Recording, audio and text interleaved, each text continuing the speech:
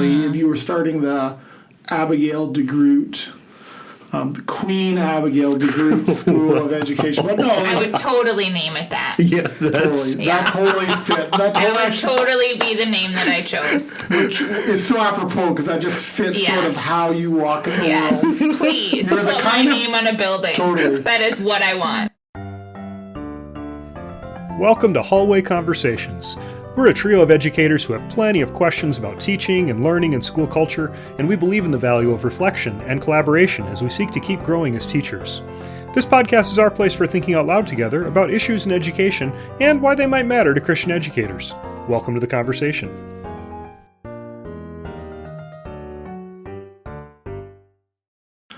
Hello, everyone. Welcome to Hallway Conversations. My name is Matt Beamers. I'm Abby DeGroat. And I'm Dave Mulder. Friends, we're always looking for topics of conversation and feedback, so please email us at hallwayconvospod@gmail.com. That's hallwayconvospod@gmail.com. Your feedback is important to us. We'd like to hear from you. Absolutely. So, Dave and Abby, Darren Spyksma is a friend of mine back in British Columbia, and I know you both know him, and he's doing some excellent work for the Society of Christian Schools in BC. Each day during the school year, like from Monday to Friday, he has what he calls an Ed Thought of the Day that he posts on Twitter. Mm-hmm. It started during COVID when someone challenged him to do that on a daily basis, and now 2.5 years later, he's still going. And so is COVID, I guess. Yeah, hey. To be fair. Calling a spade a spade. Yeah, good luck with that, Darren. I was looking through some of them, of the past ones that he put, and I realized that A, there's a lot of good questions on there, and B, they are good questions because they often irritate me, but in a good way. Productive irritation. Yeah, because they challenge me to think about school or things about school that I've never thought of before. Sure, yeah. Anyways, as I was scrolling through Twitter, I came across a question that he posted last spring that I found quite intriguing and found myself thinking about quite a bit around the fire over the past weekend. So the question that he wrote is, what's one uncomfortable truth about how your school does school that needs to go? Ooh. And why? Oh, man. So let's think about that. What's one uncomfortable truth? So maybe I'll amend that a little bit. But if you were starting a school, what uncomfortable truths about how we do school in general might you change? What would we need, or what would you do differently if you were starting the Abigail DeGroot, Queen Abigail DeGroot School of Education? But no, I would totally name it that. Yeah, that's... That totally fit. That would totally be the name that I chose. Which is so apropos because that just fits sort of how you walk in the world. Please put my name on a building. Totally. That is what I want. My name is Abby. Name everything after me. This is my kingdom. Anyways, So I was just thinking about that.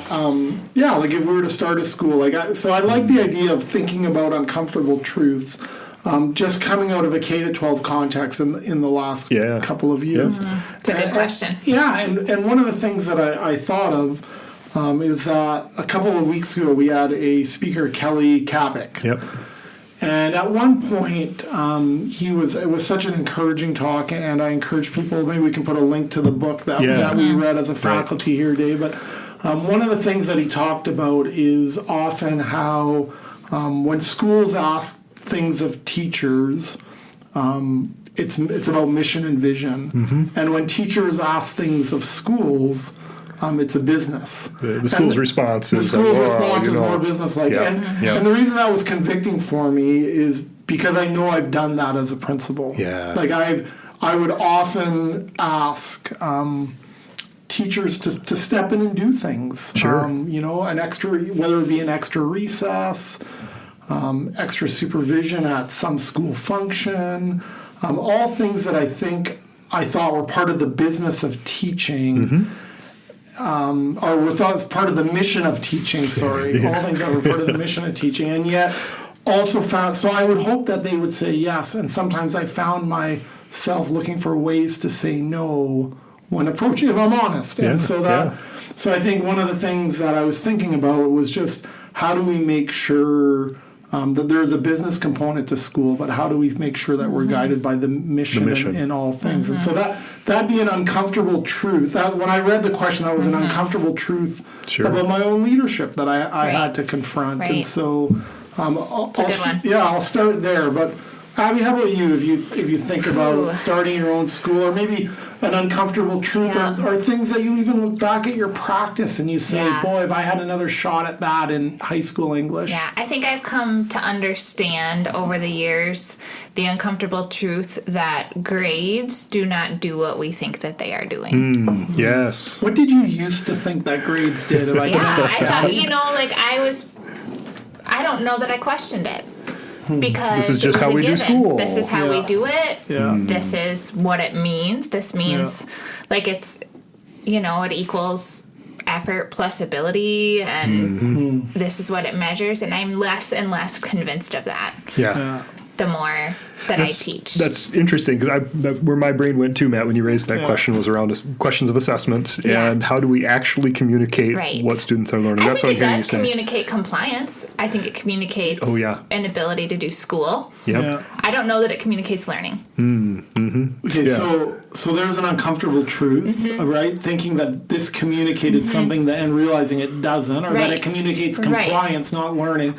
I'm pretty convinced that So it what- communicates compliance and not learning. In your new school, then, what might assessment look like? And I know there's a range of possibilities, and I'm putting you on the spot, Abby, because that's good. Because Yeah. truth be told, I came with this question like we did in the old days without telling you what it was. Right. So this is this is the first we heard of it. Yeah. So the little history for those, if you haven't listened before, that back in the day, that was very much the way we started the show. Was one of us would come with a question and spring it on people, and we're thinking on our feet. So here we go. So this is I'm springing this on you. So I still have to give grades, right? Because I live in a system that requires it, right? And I do think there is value in some ways to that numerical, right? Like it has utilitarian purposes. Yes. As far as GPA and scholarships and all of that. I live within that system, so I still do it. But I have tried to build my assessment much more qualitatively, and not to rely on those numerical grades. So I guess in a new school, I might do away with them completely, right? And rely a lot more on qualitative feedback. So for example, I'm teaching an education methods class this year. So high school English teachers, would-be high school English teachers, this is their methods class with me. And we're 2 weeks in? And they had to get up in front of their classmates. It's only a class of 6, which is nice, and teach a lesson this morning. So they had to design and teach a 20-minute read aloud this morning. Nice. And we all gave warm and cool feedback on sheets to them. And then we went around the room. I started. And I should also say I modeled the read aloud and had them give me warm and cool feedback the day before. Good for you. Right? And then, so we practiced that way. And then we practiced giving each other warm and cool feedback in the moment after the lesson. And then we gave each other our sheets. And so, these poor juniors and seniors don't know what they're getting into, but 2 weeks in, they're teaching. Right? In front of their class. And I tell them, your grade is going to communicate that you did this assignment. The real feedback here is this qualitative feedback. Yeah, that's right. So I give them full credit if they come and they do what I ask them to do. But the real feedback happens on those sheets. Right. And in that moment that's where they learn. I'm convinced of it. They don't learn because I gave them 20 points in my grade book. They learned because they got qualitative feedback from people in the room immediately after doing that exercise. Now, quick clarifying question. There might be people who are unfamiliar of not going to use the protocol of warm and cool feedback. Yeah. Can you just give a brief description of what that looked like in case somebody's looking to add that to their teaching toolbox? So I just use a very, very simple, what do I notice, what do I wonder? Like it's literally a T-chart. And we just write in it. And the notice is usually the warm feedback. So these are the things I noticed that I really liked about your lesson, specific things. And these are the things I just wonder about. And wonder is a pretty safe question. Yeah. And so for that, and I tell them, I'm like, you learn well with specific feedback in both columns, but sometimes growth happens even more on the wonder side than it does on the notice side. So receive that as gifts. Yeah. And so we do a lot of talking about this before. I don't just throw them into it. Right. There's got to be a cultural component in terms of safety. And like I said, it helps that there's only 6 of us. Yeah. It makes it a pretty safe place It to does. try things out that way. Try things out, but I was very impressed with the quality of their feedback to each other this morning and the way that they leaned into that. But I am absolutely convinced that qualitative feedback is much more valuable than anything I put in a grade book numerically. Yeah. So an uncomfortable truth would be your transition from how you used to view assessment and how you did it to how you might do it, how you are doing. Right. I over-relied on the numbers and the grades. And I'm learning to lean more into qualitative feedback. Thank you for sharing that. Yes. Thanks for being vulnerable and Yes. sharing that. And admitting that. How about you, Dave? I know you love thinking about assessment, so you can keep going down that track or take it a different direction. That was my immediate thought when you brought up the question about Sorry, assessment. I took And it. no, I'm so glad you did, because this is a really valuable. I'm learning just by sitting here and thinking about things in the courses I teach. Could I use that strategy of warm and cool feedback just the way you're doing it? I think that would be something that teachers in general should practice more of, watching each other teach and learning from them, and we can learn from other people watching us by that warm and cool feedback too. For me, the thing that I've been thinking about is the practice of averaging grades. And early in my teaching career, that was like all I knew. I'd never even thought about another way of generating a grade, and I think that's a practice that I've just become convinced isn't sound. Averaging grades. And the reason I say that, I want to clarify that and qualify this a little bit. We don't penalize people, human beings, for not knowing how to do things when they're learning them any place except in school. Right? The place where formal education happens, and then we penalize people for not knowing how to do things at the beginning. That's really what happens with averaging grades. You're saying at the beginning, just when you're getting started, you're going to do this stuff that's practice, learning how to do it, and it impacts your overall because you're averaging things, right? So the analogy would be, let's say you're learning to play hockey, for instance, right? So you're practicing shots on goal here, but in practice now, your stats are going to impact your game stats. That's what we're doing in school, right? If you're learning to play a musical instrument, you're bad when you start, right? And you get better the more you do it. But that should be the way we do things, and I just feel like averaging grades is misguided. We got to stop doing that. I was thinking. I think I've always put high value on trying to elevate student voices, but I think one of the uncomfortable truths, if I think about my own teaching, was really people didn't really have a choice if they wanted to participate in a class discussion, and not so you cold call people, and I think just even. Realizing that there's all kinds of reasons, many of them that I'll never know about as a teacher, that on any given day someone's not in the space to participate in that way, and so like for any reason, right? That I think making passing normative in a class, whereas I just assumed, what do you think, Dave? And people would sit there and wait time. Don't make me say. And I think wait time. I would like giving people. So just even the idea of when I pose a question to them. Hey, take 30 seconds to do a free write. Just brainstorm some ideas. Like just be intentional about. Getting some thoughts out because I know now like what I feel like if I'm called out to answer a question in public. That I don't know was going to be asked of me in front of my peers. You mean kind of like what we're doing right now? 100%. I like it. Sorry, I interrupted you. That's a really important point, though. Seriously, that idea that you can be fully participating even if you don't say anything. Right? For sure. That's a really important truth, and it's uncomfortable because, like, how do I know what my students are thinking? I got to get them to say it somehow. Well, they can write it. You get body English. I mean, we got to be careful. Observation is not a great assessment strategy always because you don't really know what they're thinking. But I mean, facial expressions and body English tells you a lot. You shouldn't ignore it either. Right. Yeah. That's right. No. The other thing that I was just thinking about, an uncomfortable truth I think in schools in general, is that we need to start getting more imaginative around scheduling. I just feel like we have that. The inability, and I count myself as being part of this problem. So again, this is not finger pointing of we've always done it this way, right? And it works. However we're defining the word, it works here, right? Yeah. It works because it's the way we've always done it, and yet it just becomes so hard to imagine a different way, and all we see is barriers instead of opportunities. I talked to someone yesterday who, at their high school, they switched to 3 periods a day, 100 minutes each. Whoa. And at the end of the year, they're going to evaluate if it worked or not. And if it didn't, they're going to reevaluate again. And I just like that idea of, like, even in scheduling, how do we play in the sandbox? You know, I sometimes wonder if I look at it and say, if I had to design a school and you said to me, you know, those 17-year-olds, we're going to move them through 8 45-minute blocks a day.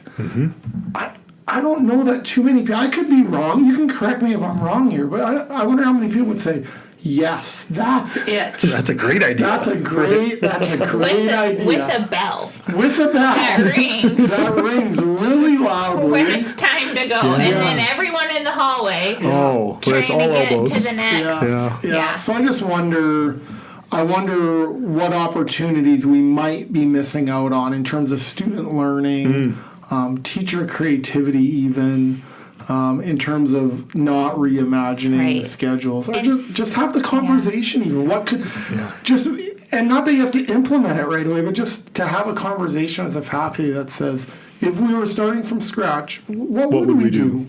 What would we do? I wonder about that, right? Because I think sometimes there is this lack of teacher imagination that we're like, well, this is what we've always done, and we just kind of throw our hands up and it's like, I can't imagine a different way of doing it. But like, what if we would build it from scratch? Is this the way we would design it? Yeah. Is this what we're doing? And even the separation of spheres, right? How can we blend and move toward more holistic learning between and among subject areas and some team? And I see that especially at the secondary level, right? I had a colleague, when I used to teach middle school science, I had my colleague who taught math, and we would deliberately co-teach several units a year where the students would be drawing from things they're learning in math class and the content they're learning in science class, and they would do a project, like we'd co-plan it, co-teach it. Sometimes that meant, in our own classes, I'm doing science content that connects to what they're doing in math. But a lot of times we'd get them like all together, all the grade 8 students together in the lunchroom for a double block with all of them. And then you can do some really important work that still taps into, both of us bring our disciplinary expertise to the table, but the students see, like the things we're learning in math class have real world implications. The things we're learning in science class actually draws on all this math that we're learning. And nothing in the real world can be splintered into one thing only. Right? No. There's elements of, and that's just God's design as well. It's holistic. Right? I mean, we visited a school over spring break. Yeah. And they did interdisciplinary studies. I mean, what was that? Was that physics?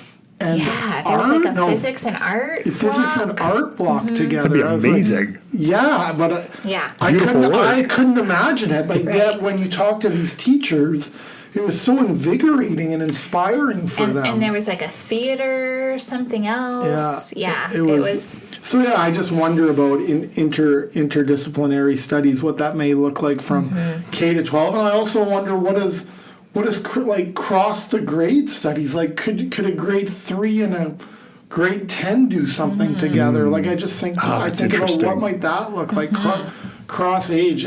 I remember talking to someone too that the thing that they did differently or reimagined was this idea of looping. So you're not done with your students in June or May when the school year ends. You actually, so in grade 1 you have them, and then you continue on with them in grade 2, and maybe then you go back. But just this idea of like you loop a couple years with them in terms of deepening your relationship with them, becoming an advocate, knowing not only their academic needs, but their social, emotional, their spiritual needs. So even that, right? This idea of like you spend 1 year and 1 year only with the same students in elementary school. And I sometimes think about that even. I remember when we, at the school where I was a principal at, we had combined classes. So, some people call them split classes, but we had a grade 1-2 combination class.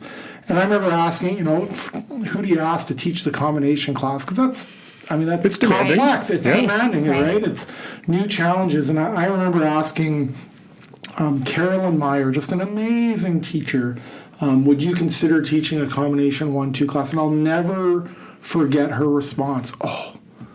I'd love it. That's where you get to do all the fun stuff. Yeah. And I was just like, wow, what a gracious response. But just the idea of right away, she just imagined the possibility of the things she could do in there with students from at different age levels. So right, Reese has my daughter Reese has a class with quite a few needs in it, and they have an aide who's a former teacher.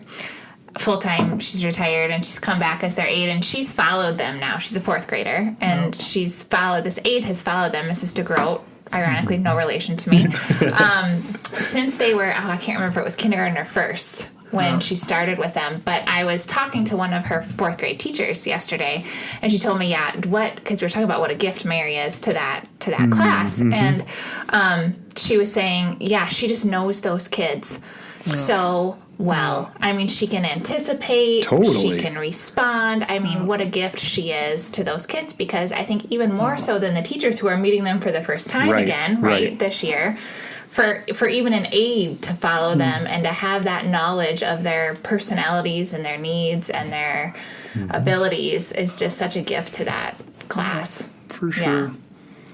Well, Dave and Abby, thanks for reimagining a little bit. Yeah, absolutely. This is great. Darren, thanks for the question. It makes me think we need to get Darren maybe on this show. We should interview him. We should interview him. He's always just has a different angle and a different take on things. And like I said, I come away encouraged and challenged that anytime I read those tweets or anytime I talk to him. So Dave, on our show notes, maybe we can put a link to Kelly Kapik's book. Maybe we can also put a link to Darren's Twitter account. I'd be happy to do that. Because I think if you don't follow Darren, it's definitely worth a follow. For sure. Friends, we know your time is valuable, and we want to thank you for joining us today for another hallway conversation. Whether it's this day, this week, this month, or this school year, we hope that the Lord gives you what you stand in need of. And we want to send you from this place with a blessing. So to our listeners, may the Lord bless you and keep you. May the Lord make his face shine upon you and be gracious to you. May the Lord turn his face towards you and give you peace. Amen. Have a good week, everyone. Thanks for listening. This podcast was literally dreamed up during one of our actual hallway conversations. Our music is by Ethan Mulder. Hallway Conversations is created and produced by Matt Beamers, Abby DeGroat, and Dave Mulder. Hey, we have a favor to ask of you. Would you be willing to rate this podcast or write a review in your podcast app? Or if you found this conversation interesting or helpful, would you consider sharing it on your social media? Those things really do help podcasters out, and we would be so, so grateful. Thanks for listening, friends. Good stuff. That was great. Thanks for that question. Oh, it was a good one. Well, that's a good one. Yeah. We should dream. Yeah. We need a better imagination. No, totally.